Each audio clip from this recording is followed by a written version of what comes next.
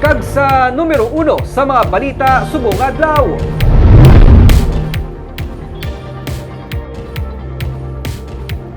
Duwa sa tatlo ka mga suspitsado sa pagpatay sa utod ni Mayor Teves ang patay sa pagpaniro.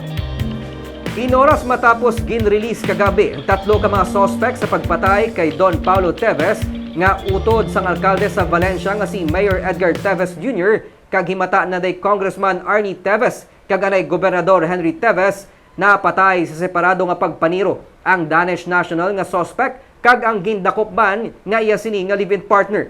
Suno sa investigador nga si Corporal Rex Galsing, una ginluthang patay si Myla Cagas sa Barangay Poblasyon sa Valencia. Sunod naman naging patay ang Danish national nga si Teamwork sa dalan sa Barangay Balugo.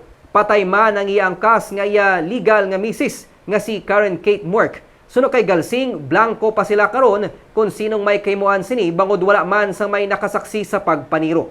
Ginpahayag man sang hepe sang Valencia PNP nga si Major Roger Quijano nga ginrelease ang tatlo ka suspect matapos ang regular filing sang murder charges. Gindugang sang pulis nga base sa prosecutors hindi valid ang pag-aresto sa ila bangod sa wala sang personal nga ihibalo kag warrantless arrest ang natabo nga pagdakop. Padayon karon ang ila investigasyon sa pagpatay sa mga suspect. Warrantless arrest na Oo. yung yung parahat puso pero hindi na nakita ng prosecutor. Okay. Yan ang instead of inquest proceeding, kanibad nila ng Regular filing. regular filing or preliminary investigation.